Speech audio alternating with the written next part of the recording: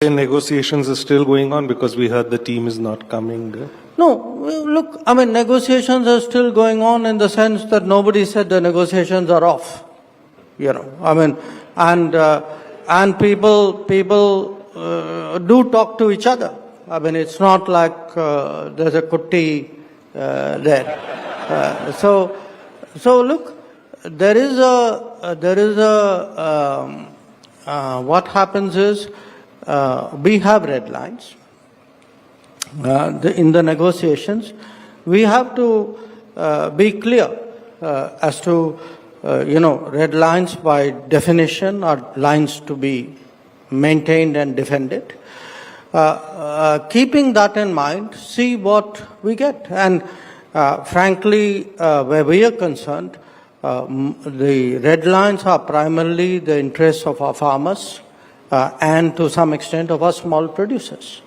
So when people pronounce that we have succeeded or failed or, where are you? The bottom line is, my counter question is, we as a government are committed to defend the interests of our farmers and our small producers. We are very determined on that. That's not something which we can compromise on. So anybody who thinks that, who criticizes what we are doing, my counter question is, are you therefore willing to compromise on those interests? Because I'm not. The second issue, in a way, is being presented as an oil issue. But why I say is being presented is because the same arguments which have been used to target India have not been applied to the largest oil importer, which is China, has not been applied to the largest LNG importer, which is the European Union. When people say we are funding the war or putting money in the coffers of Putin, India-European Union trade is bigger than India-Russia trade. So is American money not, European money not putting money into Putin's coffers?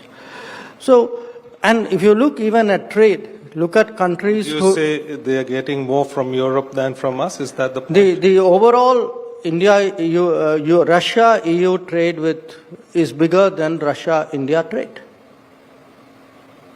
So my point is, look, if the argument is energy, there are bigger buyers. If the argument is who's trading more, there are bigger traders. If the argument is, by the way, percentage of increase, okay? Now, yes, some countries haven't increased the percentage because they've gone and bought oil from Iran, okay?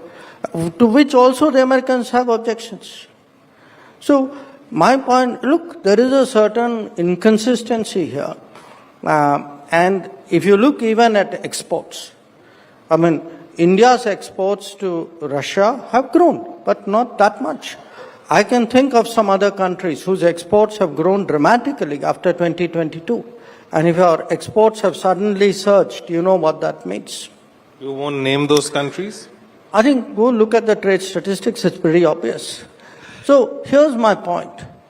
At the end of it all, I think there is an issue of decisions which we make in our national interest. That's our right. So in my business, we would say that's what strategic autonomy is about. And the third issue pertains to our own region, which is the issue of mediating. Since 1970s, for more than 50 years now, there's a national consensus in this country that we do not accept mediation in our relations with Pakistan. So here's my point. When it comes to the the interests of farmers, when it comes to our strategic autonomy, when it comes to opposition to mediation, this government is very clear. Our positions are there. If anybody disagrees with us, please tell the people of India that you are not prepared to defend the interests of farmers. Please tell the people of India you don't value strategic autonomy. We do. We will do whatever we have to do to maintain it.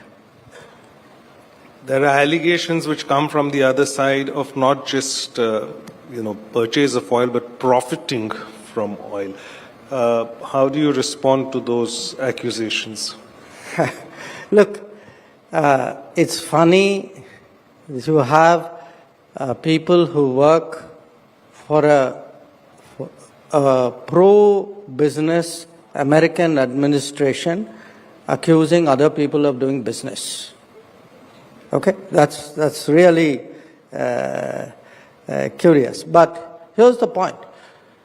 If you have a problem buying oil from India, oil or refined products, don't buy it. Nobody forced you to buy it. But Europe buys, America buys. So you don't like it, don't buy it. That's a good point. But at the same time, you've come out in public, and now things are that with the previous Biden administration, there was an understanding of sorts, or no, there wasn't on the oil issue. Yeah, it was an understanding. There were a series of very explicit conversations. If you could very detail explicit conversations saying, look, we have no issues with your buying. Look, how did that whole price cap idea come? If the Europeans and the Americans, you can't say I object to your buying oil, but I have a price cap. The idea of a price cap is you accept that people buy that oil. So the fact that you devised the price cap meant that you accept that there's an oil trade going on with Russia. Otherwise, you wouldn't need a price cap. But that India's role in keeping the price stable, I was trying to... Absolutely. There were clear conversations on that? In 2022, there was deep nervousness because oil prices went up. There was great nervousness, international nervousness about the price of oil. And there were a set of conversations with different people in the American administration at that time that if India wanted to buy Russian oil, that's fine by us because it will stabilize the price of oil. And by the way, those, after January, there were no conversations with the current administration saying don't do that. And this never came up in any of the trade conversations? Never? Anybody ever asked you? No, I wasn't doing the trade. But no, it's not. Look, our trade conversations pertain to our bilateral trade. Our trade conversations did not, the trade conversations did not go into... But they are linking it, so they should have obviously... Yeah, but, as I said, that was not the case. There were no discussions on this issue before their position was made public.